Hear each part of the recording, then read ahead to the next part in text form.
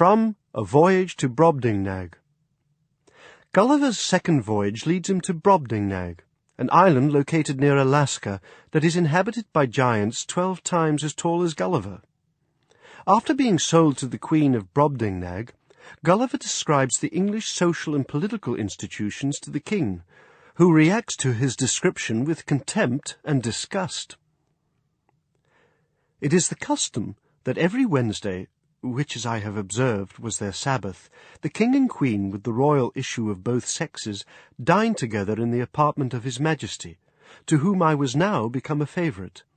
And at these times my little chair and table were placed at his left hand before one of the salt cellars. This prince took a pleasure in conversing with me, inquiring into the manners, religion, laws, government, and learning of Europe, wherein I gave him the best account I was able. His apprehension was so clear, and his judgment so exact, that he made very wise reflections and observations upon all I said. But I confess that after I had been a little too copious in talking of my own beloved country, of our trade and wars, by sea and land, of our schisms in religion and parties in the state, the prejudices of his education prevailed so far that he could not forbear taking me up in his right hand, and stroking me gently with the other, after an hearty fit of laughing, asked me whether I were a Whig or a Tory. Then turning to his first minister, who waited behind him with a white staff, near as tall as the main mast of the royal sovereign, he observed how contemptible a thing was human grandeur, which could be mimicked by such diminutive insects as I. "And yet," said he, "I dare engage, those creatures have their titles and distinctions of honour. They contrive little nests and burrows that they call houses and cities. They make a figure in dress and equipage. They love, they fight, they dispute, they cheat, they betray." And thus he continued on, while my colour came and went several times with indignation, to hear our noble country, the mistress of arts and arms, the scourge of France, the arbitress of Europe, the seat of virtue, piety, honour, and truth, the pride and envy of the world, so contemptuously treated. He laughed at my odd kind of arithmetic, as he was pleased to call it, in reckoning the numbers of our people by a computation drawn from the several sects among us in religion and politics. He said he knew no reason why those who entertain opinions prejudicial to the public should be obliged to change or should not be obliged to conceal them. And as it was tyranny in any government to require the first, so it was weakness not to enforce the second. For a man may be allowed to keep poisons in his closets, but not to vend them about his cordials. He observed that among the diversions of our nobility and gentry, I had mentioned gaming.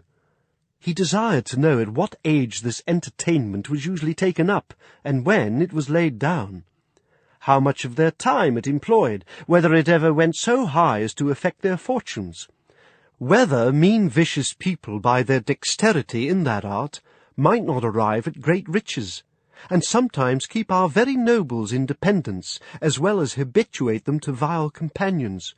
wholly take them from the improvement of their minds, and force them, by the losses they received, to learn and practice that infamous dexterity upon others.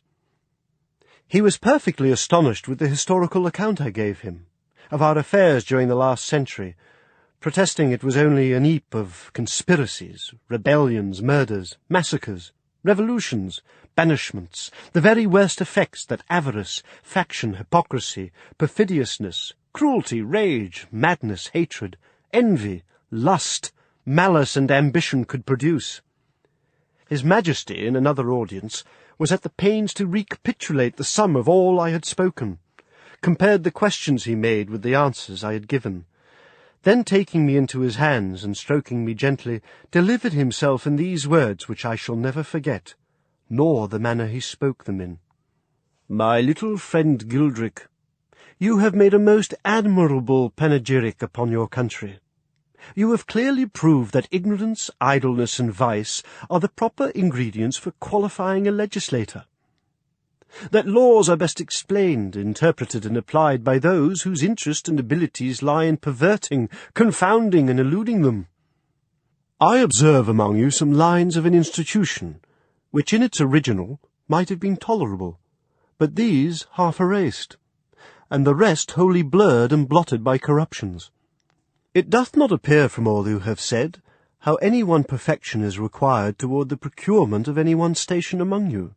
much less that men are ennobled on account of their virtue, that priests are advanced for their piety or learning, soldiers for their conduct or valour, judges for their integrity, senators for the love of their country, or counsellors for their wisdom.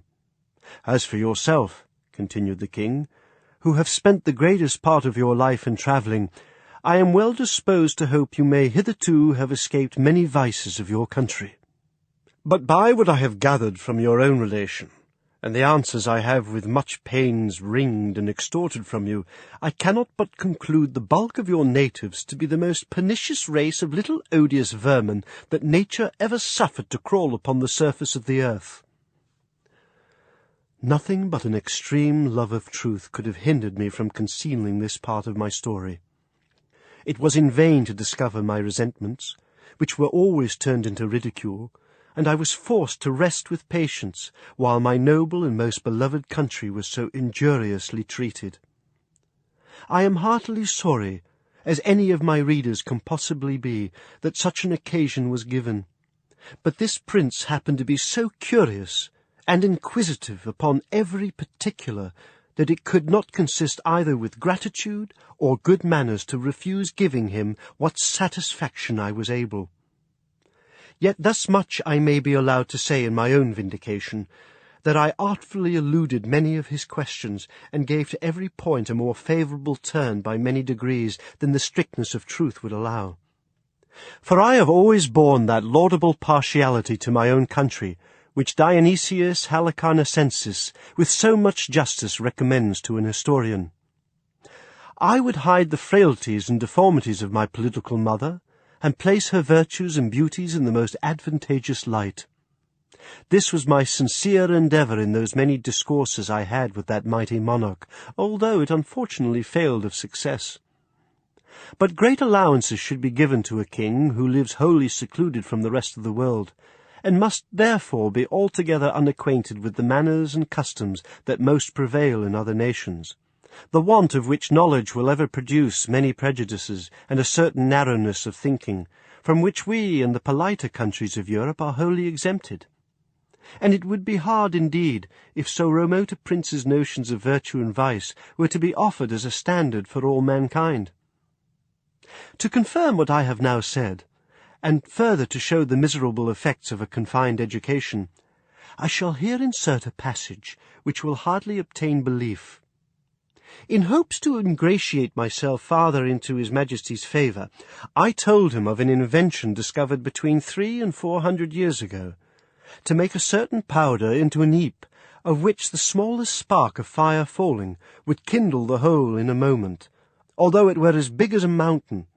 and make it all fly up in the air together, with a noise and agitation greater than thunder. That a proper quantity of this powder, rammed into an hollow tube of brass or iron, according to its bigness, would drive a ball of iron or lead with such violence and speed as nothing was able to sustain its force. That the largest balls thus discharged would not only destroy whole ranks of an army at once, but batter the strongest walls to the ground, sink down ships with 1,000 men in each to the bottom of the sea, and when linked together by a chain, would cut through masts and rigging, divide hundreds of bodies in the middle, and lay all waste before them. That we often put this powder into large hollow balls of iron, and discharged them by an engine into some city we were besieging,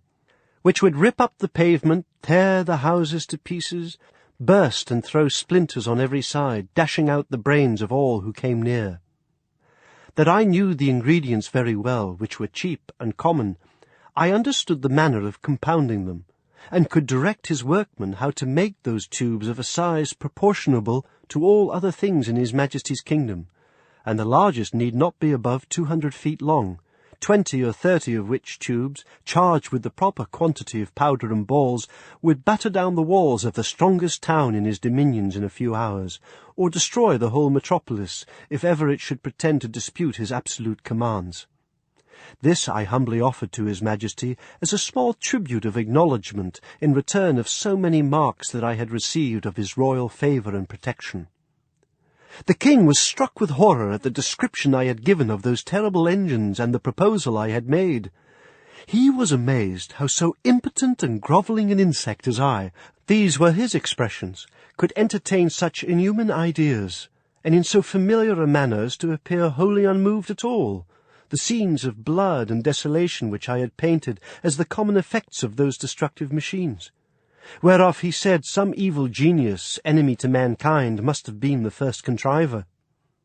As for himself, he protested that although few things delighted him so much as new discoveries in art or in nature, yet he would rather lose half his kingdom than be privy to such a secret, which he commanded me, as I valued my life, never to mention any more.